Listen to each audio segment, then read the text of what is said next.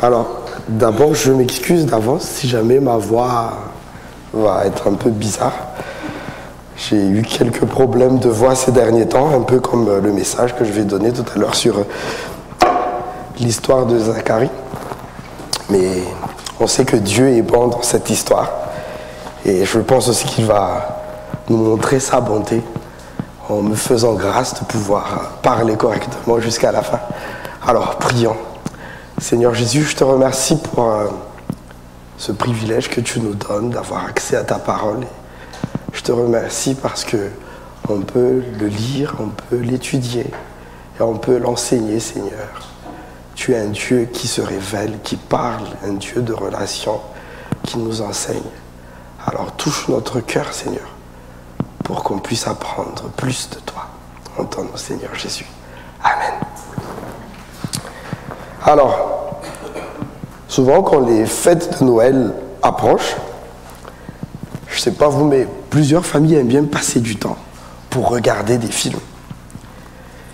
Et ce que se compte, c'est tous les grands producteurs de cinéma, ils rivalisent tous à créer des scénarios extraordinaires, à créer des histoires incroyables, époustouflantes.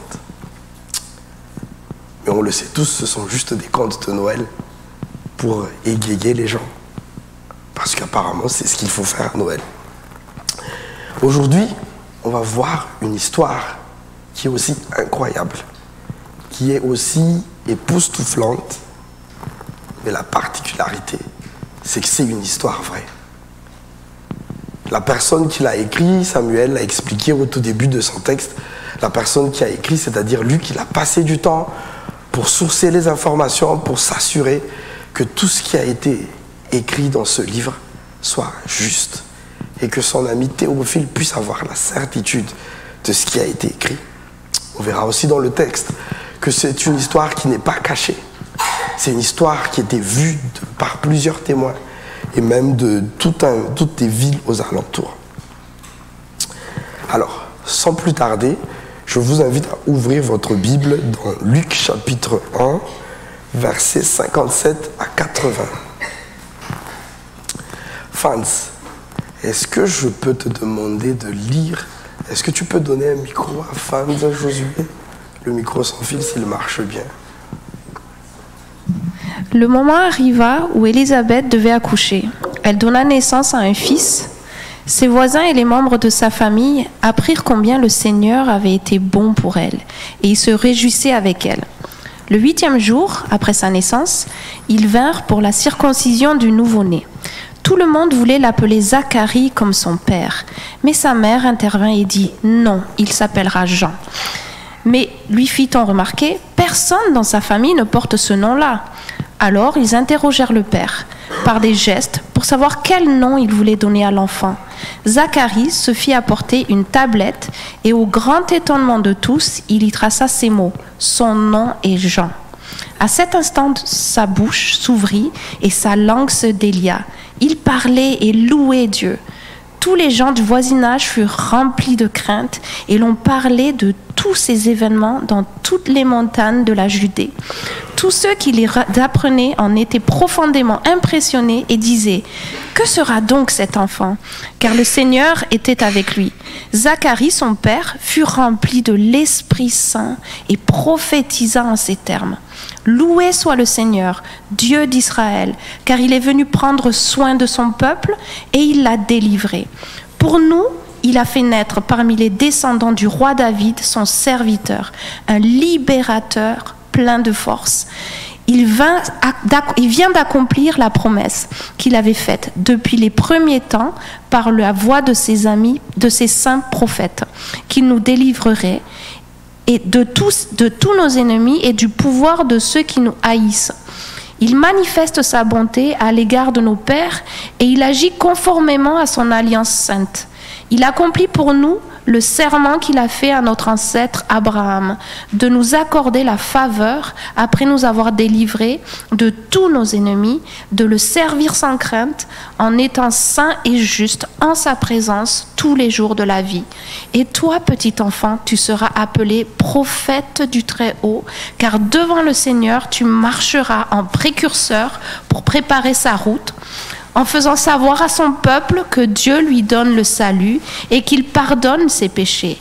Car notre Dieu est plein de compassion et de bonté, et c'est pourquoi l'astre levant viendra pour nous d'en haut, pour éclairer tous ceux qui habitent dans les ténèbres et l'ombre de la mort, et pour guider nos pas sur la voie de la paix. Le petit enfant grandissait et son esprit se fortifiait. Plus tard, il vécut dans des lieux déserts jusqu'au jour où il se manifesta publiquement au peuple d'Israël. Merci Franz. Alors, juste avant de commencer la prédication, pour rappeler le contexte.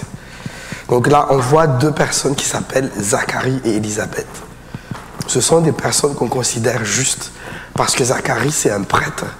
C'est quelqu'un qui a été tiré au sort, on a vu au début de notre texte, pour aller dans le Saint des Saints. Et c'est là où il a rencontré l'ange. Et à ce moment-là, l'ange lui a dit que malgré ton âge, malgré l'âge de ta femme, tu vas avoir un enfant. Alors Zacharie, il était surpris, il espérait pendant des années avoir un enfant, mais il ne l'a jamais eu. Et là, il est vieux, et l'ange lui dit qu'il va avoir un enfant. Il n'a pas cru. Et bien, parce qu'il n'a pas cru, Dieu lui a enlevé la parole. Il était muet.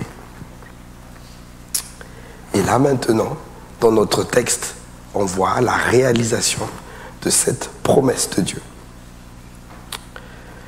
9 mois après cette annonce. Alors, le message que je vais vous donner, je vais l'intituler « La bonté de Dieu ». Et on va voir cette bonté de Dieu sur deux façons. La première partie, c'est la bonté de Dieu envers cette petite famille, Zacharie et Élisabeth. Ensuite, la bonté de Dieu envers son peuple. Alors, je vous invite à regarder votre Bible. On va naviguer du verset 57 à 66 pour voir la bonté de Dieu envers Zacharie et Élisabeth. Donc, 9 mois sont passés après la promesse. Et enfin, la promesse s'est réalisée. Élisabeth, une vieille dame, a accouché de son petit garçon. Les deux étaient en bonne santé. C'est merveilleux, n'est-ce pas? Incroyable. Eh bien, tout le monde, les voisins, les proches, étaient au courant et ils voulaient le fêter avec eux. Et moi, ce qui m'avait fait poser la première question, c'est est-ce que nous aussi, on s'appuie sur la bonté de Dieu? Est-ce que c'est quelque chose qui a du sens dans notre vie, que Dieu est bon, que Dieu nous aime? Et est-ce qu'on s'appuie sur cette bonté-là qu'il a envers nous? Dans Lamentation, chapitre 3, verset 21-23, il est écrit « Voici ce que je veux méditer pour garder espoir. Les bontés de l'Éternel ne sont pas épuisées. Ses compassions ne prennent pas de fin. Elles se renouvellent chaque matin. Que ta fidélité est grande. » On est des fois tenté de s'appuyer sur notre propre force, sur ce que l'on fait. Mais n'oubliez pas, Dieu est bon. Et on peut s'appuyer sur cette bonté de Dieu. Et l'attitude d'Élisabeth en réponse à cette bonté de Dieu, on le voit dans notre texte, c'est qu'elle tient tête à toutes les personnes qui sont venues. Donc essayez d'imaginer, d'accord? Élisabeth, Zacharie, deux vieux couples, enfin ils ont un enfant. J'imagine qu'avant ils ont participé à des fêtes de circoncision d'amis proches qui sont nés. Mais là, c'est chez eux que la fête se passe et c'est pour leur enfant. Et bon, la coutume, c'est toute la famille, tous les proches qui viennent là-bas. Et là, on lui dit, alors comment on va l'appeler? Et là, Élisabeth dit, on va l'appeler Jean. Ah non, non, non, surtout pas, hein. Ça se fait pas. Pourquoi on va l'appeler Jean? Il n'y a personne dans ta famille qui s'appelle Jean. Parce que c'est ce qui se faisait avant. On donne le nom du père, du grand-père ou d'un proche parent pour l'honorer. Et là, le prénom Jean, ça sort de nulle part. Bon, c'est pas vraiment ça sort de nulle part, c'est l'ange qui leur a dit, vous allez appeler cet enfant Jean. Et malgré toute cette pression des personnes qui étaient là, Élisabeth, elle tenait vraiment à obéir Dieu. Elle va dire non, son nom sera Jean. Et la question que l'on peut se poser, est-ce que nous aussi, face à la pression sociale, est-ce qu'on est toujours obéissant envers Dieu?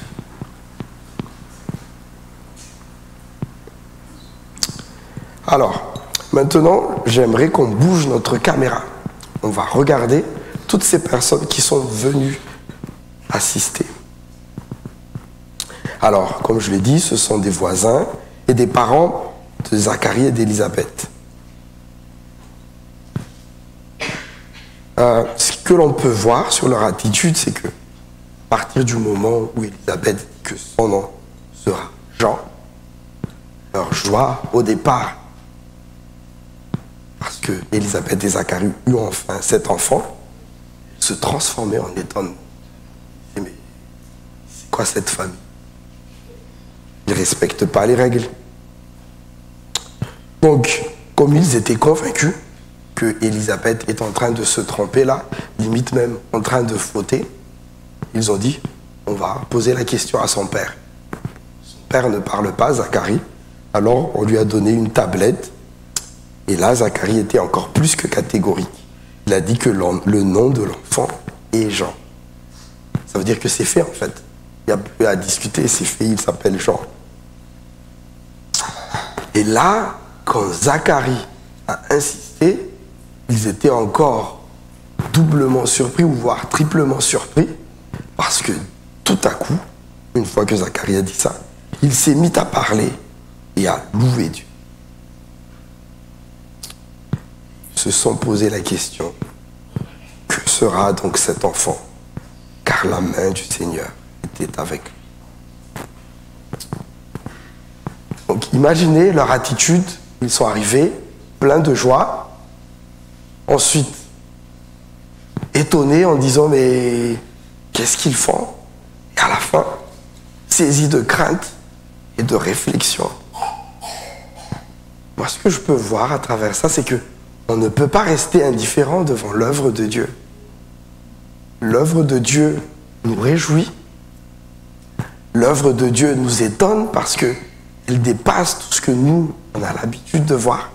Elle dépasse tout ce que nous, on peut penser. Mais surtout, l'œuvre de Dieu, quand on le voit, elle nous apporte la crainte et la réflexion. Parce qu'on sait que Dieu est là.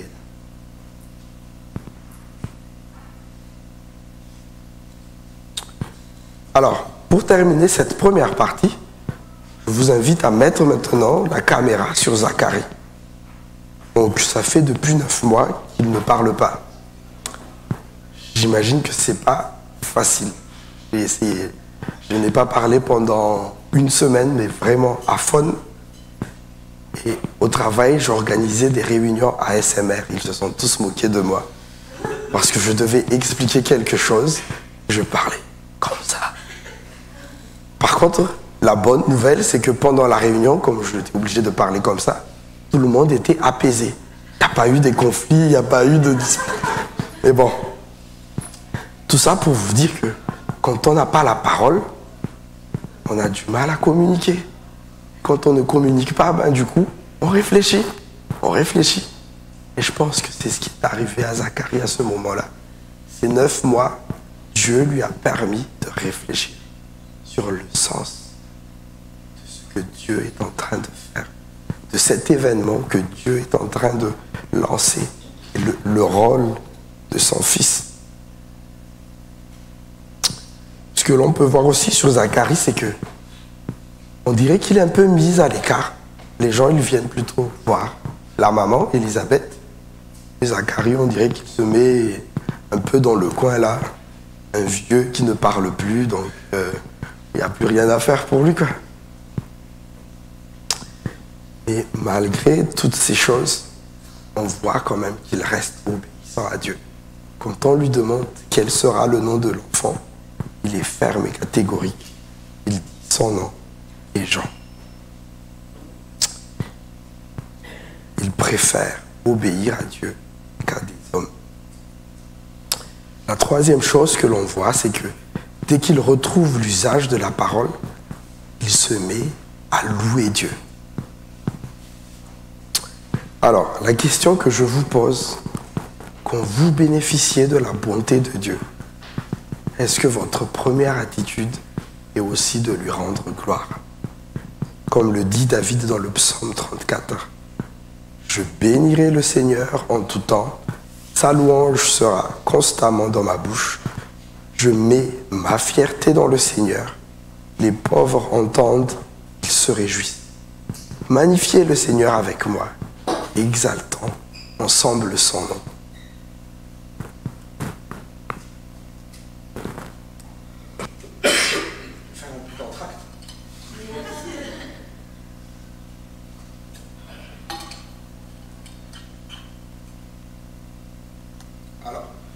Maintenant, je vous invite à regarder les versets 67 jusqu'à 80.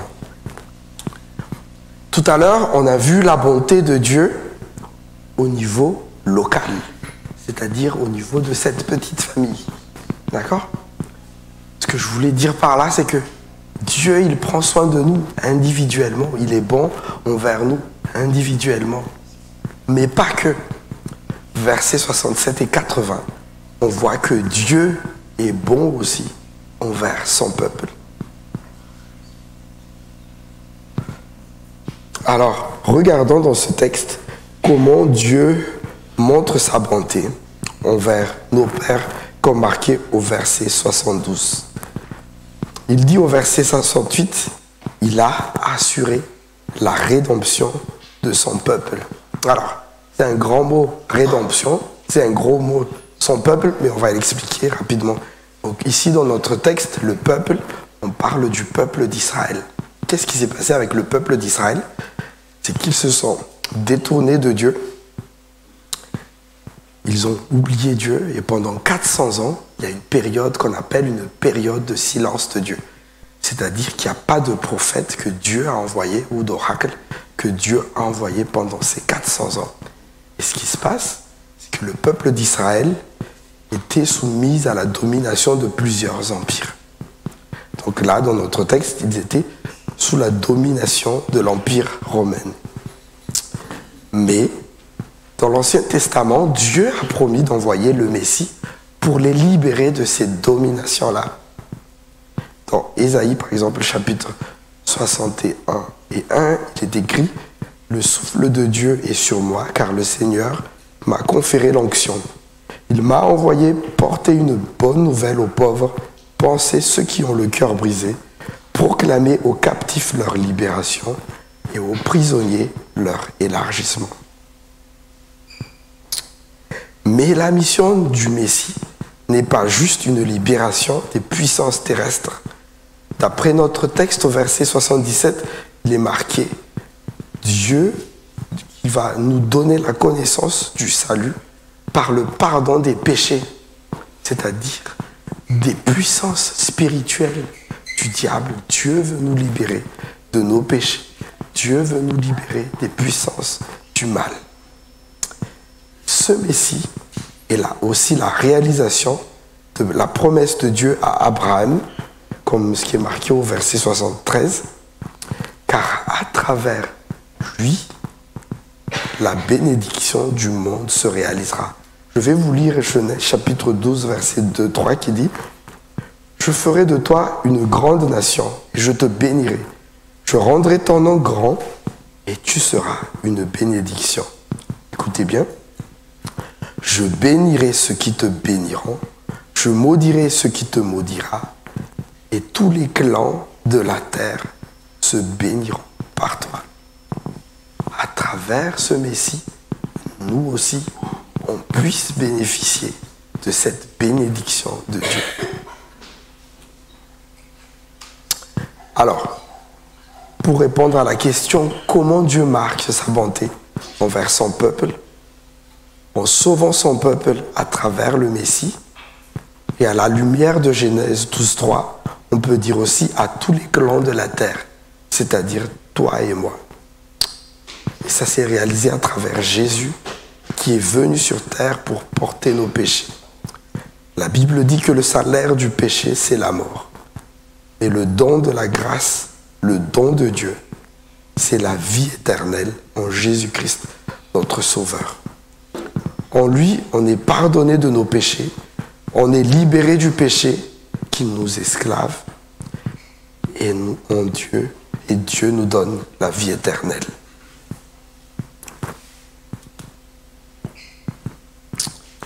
Néanmoins, quand on regarde le texte, le salut n'est pas une fin en soi.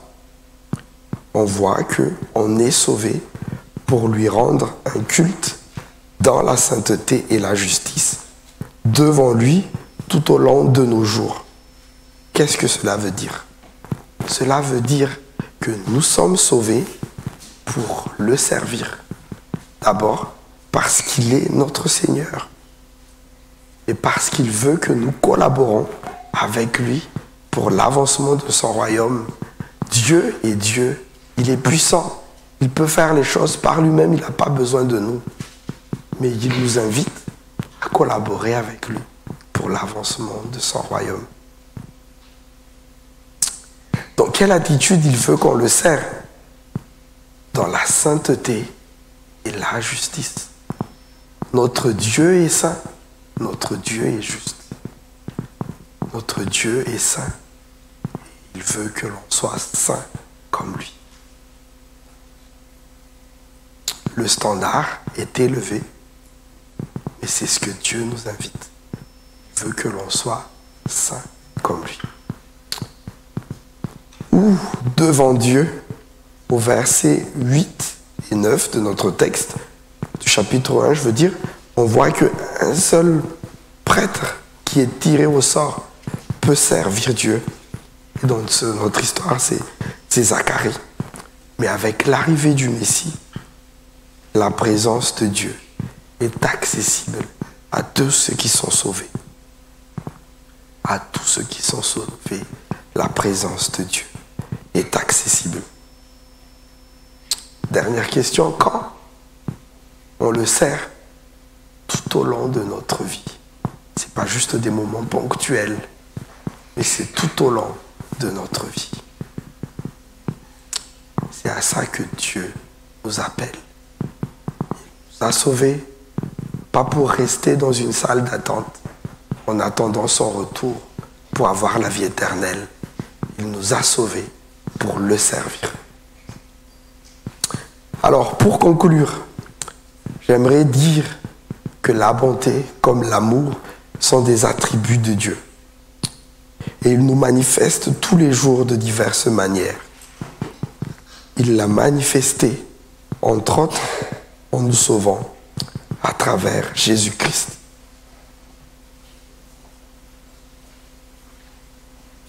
Alors, est-ce que vous êtes prêts à s'appuyer sur cette bonté de Dieu?